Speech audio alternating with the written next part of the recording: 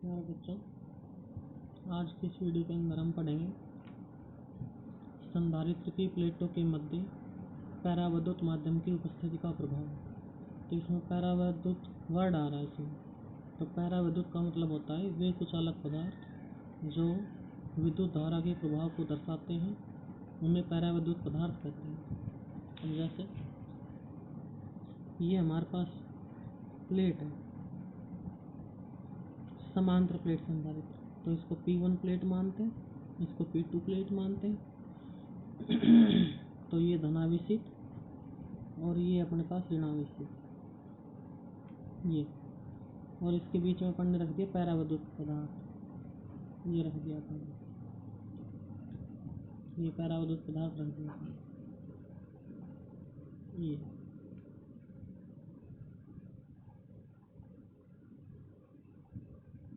तो अब देखिए ये परावैद्युत जो पदार्थ है, यहाँ पर प्रेरण की क्रिया के कारण इस धनावेश के पास आएगा ऋणावेश, ऋणावेश के पास धनावेश, ऋणावेश धनावेश, धनावेश के पास ऋणावेश। तो ये minus plus minus plus minus plus minus plus minus plus और माइनस प्लस, ये आ जाएगा अपने पास ये। इसके बाद क्या करना है अपन ने इसकी धारिता निकालनी है कि यदि हम समांतर प्लेट संधारित्र के मध्य में परावैद्युत पदार्थ रख देते हैं तो धारिता के मान पर क्या प्रभाव पड़ेगा, अर्थात धारिता का मान घटेगा या बढ़ेगा, वो अपन निकालना चाहते हैं। तो हमने ऐसा माना कि इस प्लेट के कारण जो विद्युत क्षेत्र है वो है E0, P1 से P2 की, और जो ये परावैद्युत पदार्थ है इसका जो विद्युत क्षेत्र है वो है EP, ये लगेगा P2 से P1 की। तो E0 बराबर है समांतर प्लेट संधारित्र के कारण विद्युत क्षेत्र, और EP बराबर है परावैद्युत पदार्थ के कारण विद्युत क्षेत्र, ये है अपने पास। तो अपन ने सबसे पहले इसकी परिणामी विद्युत क्षेत्र की तीव्रता निकालनी है, अतः परिणामी विद्युत क्षेत्र की तीव्रता, तो देखिए वो E बराबर आएगी E0 माइनस EP, ये आ जाएगी अपने पास E बराबर E0 माइनस EP। तो E बराबर ये होता है सिग्मा अपॉन एप्सिलॉन नॉट, फिर माइनस ये होता है sigma P upon epsilon not, और E बराबर आएगा sigma minus sigma P upon epsilon not. ये समीकरण नंबर आपकी एक। क्योंकि यहाँ पे जो परिणामी विद्युत क्षेत्र लिखा है आपस में घटाया क्यों, क्योंकि यहाँ पे एक विद्युत क्षेत्र ऐसा लग रहा है, एक इधर लग रहा है, तो डायरेक्शन अपोजिट है, तो यहाँ पे लेस कर देंगे। तो इससे अपने पास ये निष्कर्ष निकला कि यहाँ पे आ रहा माइनस, और ये परिणामी विद्युत क्षेत्र, अर्थात ये जो परिणामी विद्युत क्षेत्र इसका मान होता है कम। अर्थात यदि हम समांतर प्लेट संधारित्र के मध्य परावैद्युत माध्यम भर देते हैं तो विद्युत क्षेत्र का मान घटता है, परिणामी विद्युत क्षेत्र का मान घटता है, और यदि विद्युत क्षेत्र का मान घटेगा तो विद्युत विभव का मान घटेगा, क्योंकि V बराबर होता है E क्रॉस T। अगर विद्युत क्षेत्र घटा तो विद्युत विभवांतर का मान घटा, और यदि विद्युत विभवांतर घटा तो धारिता C बराबर होती Q अपॉन V। यदि विभवांतर का मान घटा तो धारिता का मान बढ़ा, क्योंकि व्युत्क्रमानुपाती का संबंध है। तो अर्थात मान बढ़ रहा है धारिता का, विभवांतर का मान घट रहा है, धारिता का मान बढ़ रहा है। तो इससे ये निष्कर्ष निकला, अर्थात यदि हम समांतर प्लेट संधारित्र के मध्य परावैद्युत पदार्थ रख देते हैं तो माध्यम की धारिता का मान बढ़ जाता है, तो ये प्रभाव पड़ेगा, अर्थात धारिता का मान बढ़ जाएगा, ये प्रभाव पड़ेगा। अब देखिए इसमें एक छोटी सी डेफिनेशन आती है अपने पास, विद्युत ध्रुवण P ये एक छोटी सी डेफिनेशन है इसमें। तो एकांक आयतन में प्रेरित द्विध्रुव आघूर्ण के मान को विद्युत ध्रुवण कहते हैं। अर्थात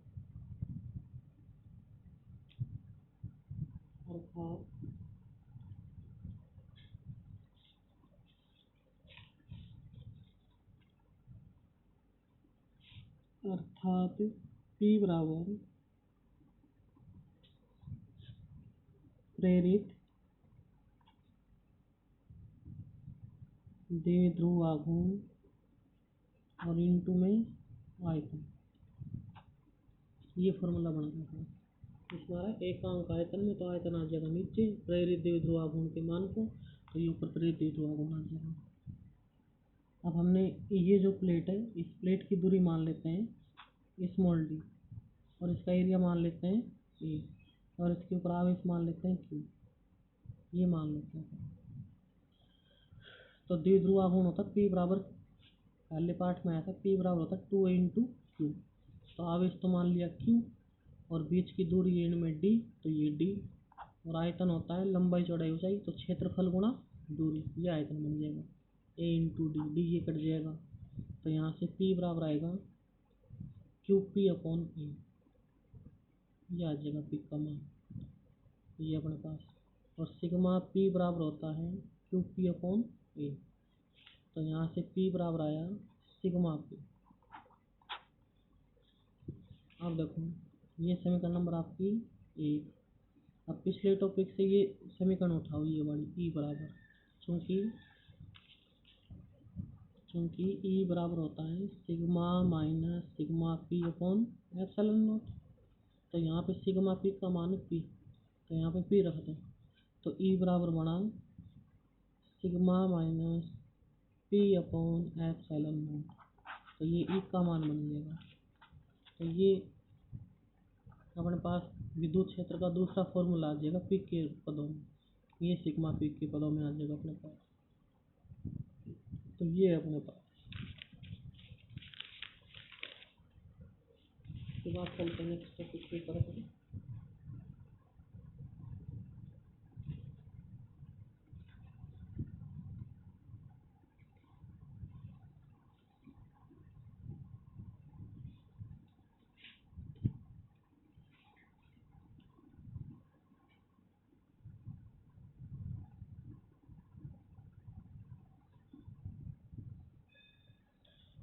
इसके बाद अपन नेक्स्ट टॉपिक को करते हैं।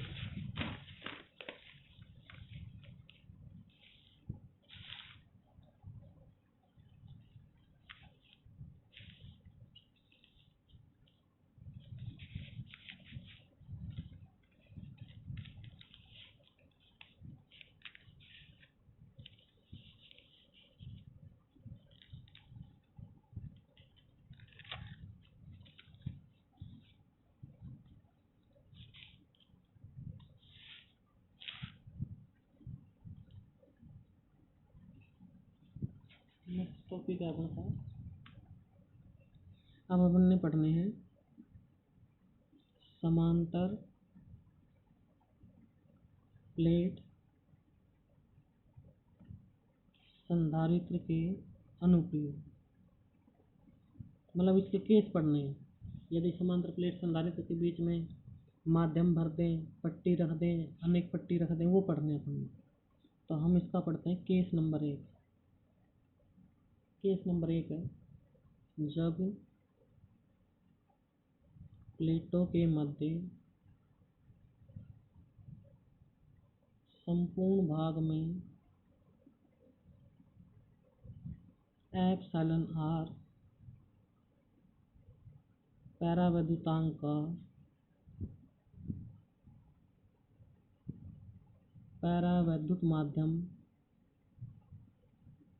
भरा हो। जब प्लेटों के मध्य संपूर्ण भाग में एप्सिलॉन r परावैद्युतांक का परावैद्युत माध्यम भरा हो, ये अपने पास। तो देखिए हमने एक समांतर प्लेट संधारित्र बनाई।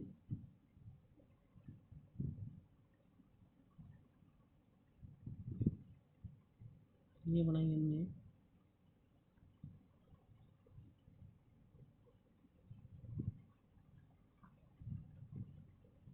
ये समांतर प्लेट संधारित्र P1 P2 और पृष्ठीय घनत्व इसका सिग्मा, आवेश Q और क्षेत्रफल कैपिटल ए। पृष्ठीय घनत्व माइनस Q सिग्मा और ए, इसका अनुप्रस्थ काट क्षेत्रफल। और इसके मध्य संपूर्ण भाग में एप्सिलॉन आर, इसके मध्य संपूर्ण भाग में एप्सिलॉन आर माध्यम का परावैद्युत माध्यम भरा हुआ है। इसके संपूर्ण भाग में एप्सिलॉन आर परावैद्युतांक। तो अब हमने इसकी धारिता निकालने की, धारिता का मान घटेगा या बढ़ेगा वो निकालना चाहते हैं। तो देखिए कैसे निकालेंगे।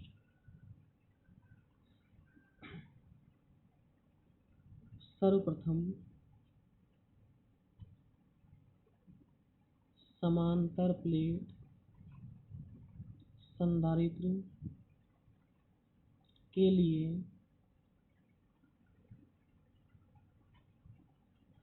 विद्युत क्षेत्र का मान E बराबर सिग्मा अपॉन एप्सिलॉन। यह है E बराबर सिग्मा अपॉन एप्सिलॉन। यहाँ पे माध्यम भरा हुआ है, यहाँ पे निर्वात नहीं है, यहाँ पे हवा ना हो, तो उसके लिए हम एप्सिलॉन नोट की जगह एप्सिलॉन लेते हैं। तो एप सिग्मा बराबर होता है Q अपॉन ए और एप्सिलॉन बराबर होता है एप्सिलॉन नोट एप्सिलॉन आर। ये तो E बराबर आएगा अपने पास Q upon epsilon naught epsilon R A. ये समीकरण नंबर 1। ये अपने पास E बराबर ये आ जाएगा अपने पास। अब देखो ये अब इन्हें निकालना है। अतः समांतर प्लेट संधारित्र की प्लेटों के मध्य विभवांतर, तो V बराबर आएगा E क्रॉस डी। तो यह आएगा Q D upon epsilon naught epsilon R A. समीकरण नंबर 2। अतः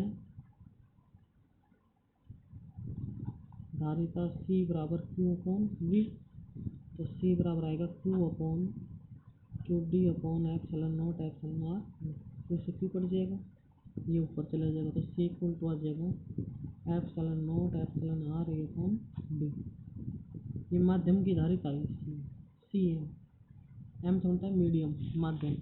ये माध्यम की धारिता है अपने पास Q अपॉन, यहाँ पे V का मान रख दिया विभवांतर का, यहाँ से फिर से Q कट जाएगा, ये ऊपर चला जाएगा। अभी इसको देखो रीअरेंज करके लिखते हैं। पी एम बराबर एप्सिलॉन नोट अपॉन ए इंटू डी और इंटू में एप्सिलॉन आर। अब ये मान कहाँ पर आया था, निर्वात में, तो ये सी एम बराबर आएगा सी नोट इंटू एप्सिलॉन आर। ये समीकरण नंबर 3। तो यहाँ से क्या निष्कर्ष निकला अपने पास, यहाँ से ये निष्कर्ष निकला यदि समांतर प्लेट संधारित्र की प्लेटों के मध्य एप्सिलॉन आर परावैद्युतांक का परावैद्युत माध्यम भर देंगे तो निर्वात, तो माध्यम की धारिता का मान निर्वात की धारिता का एप्सिलॉन आर गुणा हो जाता है। तो ये अपने पास आ जाएगा। ये निकालना था धारिता का मान बढ़ेगा, गुणा बढ़ाता है, भाग घटाता है, मान बढ़ जाएगा अपने धारिता का। तो ये निकालना है। इसके बाद चलते हैं अपन आगे। इसका केस नंबर 2 पढ़ते हैं बच्चों।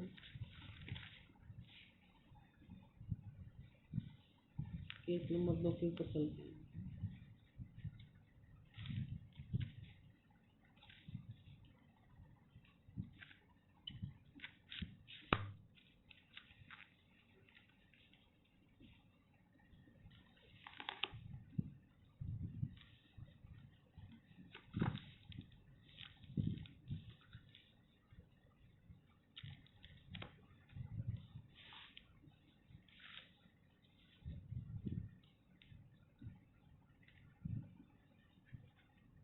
केस 2 ये अपने पास केस नंबर 2 अपने पास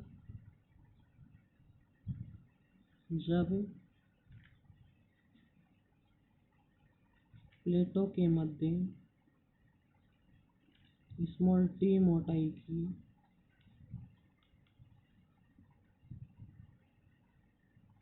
पैराविद्युत पट्टिका रखी है।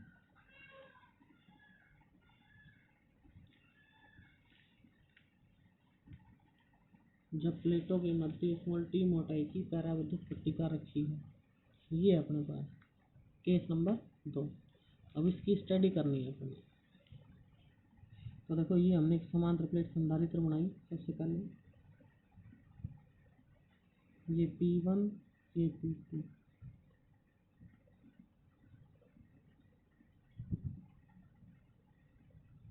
इनके बीच की दूरी स्मॉल डी और इसके बीच में हमने एक स्मॉल टी मोटाई की जिसका पैराविद्युतांक है एप्सिलॉन आर। ये स्मॉल टी मोटाई की अपन ने एक पैराविद्युत पट्टिका रख दी अपन ने। ये P1 P2 एक समांतर प्लेट संधारित्र है। इसकी मोटाई है स्मॉल डी और इसके मध्य स्मॉल टी मोटाई की एक पैराविद्युत पट्टिका रख दी जिसका पैराविद्युतांक है एप्सिलॉन आर। ये तो इस स्थिति में हमने इसकी धारिता का मान निकालना है। तो हमने ऐसा माना भाई इसके ऊपर आवेश है Q पृष्ठीय बना, तो ये एरिया ये प्लस और ये माइनस। तो यहाँ पे दो विद्युत क्षेत्र निकलेंगे। एक तो निकलेगा स्मॉल टी मोटाई की पट्टिका का विद्युत क्षेत्र और एक निकलेगा इस शेष भाग का विद्युत क्षेत्र अपने पास। एक तो स्मॉल टी मोटाई का विद्युत क्षेत्र निकलेगा और एक निकलेगा शेष भाग का विद्युत क्षेत्र अपने पास जो निर्वात में है। तो ये जो स्मॉल टी मोटाई की पट्टिका है ये माध्यम में है अपने पास। तो सबसे पहले क्या करेंगे अपन, स्मॉल टी मोटाई की पट्टिका का विद्युत क्षेत्र, तो E बराबर आएगा सिग्मा अपॉन एप्सिलॉन। E1 मान लेते हैं तो E1 बराबर आएगा सिग्मा बराबर होता है Q अपॉन A और एप्सिलॉन बराबर होता है एप्सिलॉन नॉट एप्सिलॉन आर। तो ये आएगा अपने पास Q upon epsilon naught epsilon R. ये समीकरण नंबर 1। अब क्या करना है इसके बाद, स्मॉल टी मोटाई की पट्टिका के अतिरिक्त शेष भाग का विद्युत क्षेत्र E2 बराबर वो आएगा सिग्मा अपॉन एप्सिलॉन नॉट, क्योंकि ये अपने पास निर्वात में तो इसके लिए बनेगा और सिग्मा बराबर होता है Q अपॉन A। तो यहाँ से E2 बराबर आएगा Q upon epsilon not A। ये समीकरण नंबर 2। अब हमारे पास यहाँ पर दो विभवांतर बनेंगे। एक तो बनेगा स्मॉल टी मोटाई की पट्टिका का विभवांतर और एक बनेगा शेष भाग का विभवांतर। हमने ऐसा माना कि यदि स्मॉल टी मोटाई की पट्टी का विभवांतर V1 व शेष अतिरिक्त भाग का विभवांतर V2 हो तो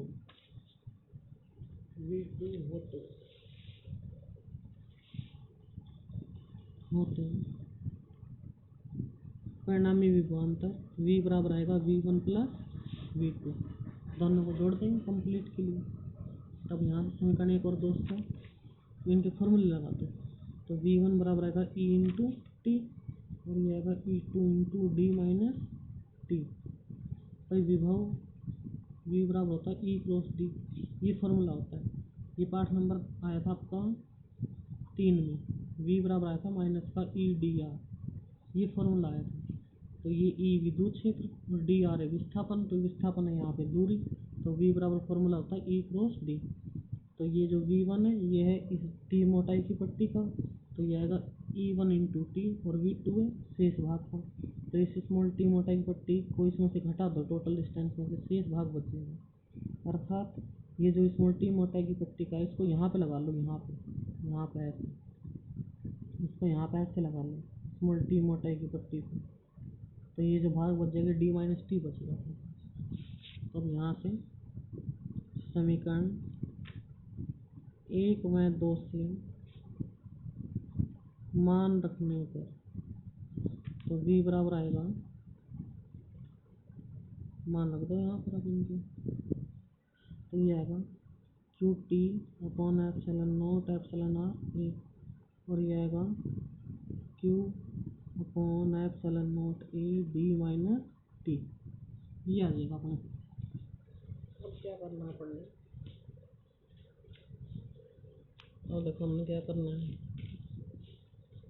अब यहाँ से v बराबर Q upon epsilon naught A common आ जाएगा, यहाँ पे बचेगा T plus D minus T. ये समीकरण नंबर आपकी 3, ये कॉमन ले लिया तो ये बचा अपने पास। अब निकालनी है आपने धारिता, अतः धारिता C बराबर होता है Q अपॉन V, ये फॉर्मूला होता है धारिता C बराबर Q अपॉन V। अब समीकरण 3 से यहाँ पे मान रख दो, समीकरण 3 से मान रखने पर तो ये आ जाएगा अपने पास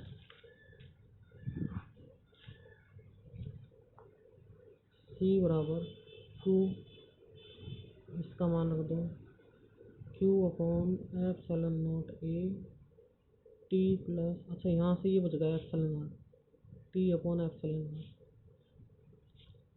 ये बच जाएगा अपने पास। तो यहाँ से टी अपॉन एप्सिलॉन आर और डी माइनस टी, ये कट जाएगा क्यू से क्यू, तो यहाँ से C बराबर आ जाएगा अपने पास, ये ऊपर चला जाएगा एप्सिलॉन नॉट ए और अपन में आएगा T upon epsilon R plus में डी माइनस टी, ये आ जाएगा अपने पास। ये समीकरण नंबर 4। तो अपन ने ये धारिता का मान निकालना है, ये आ जाएगा अपने पास। इसका अब अपने पास केस नंबर 3 आता है, वो कल वीडियो के अंदर पढ़ेंगे अपन। तो बस आज आपने इतना ही पढ़ना है, और ये वीडियो बार बार देखनी है और सभी टॉपिक उतारने आपने। बस आज के अंदर इतना ही करेंगे, तो इनको सभी को ध्यान से पढ़ो, अभी लॉकडाउन लंबा चलेगा अपना।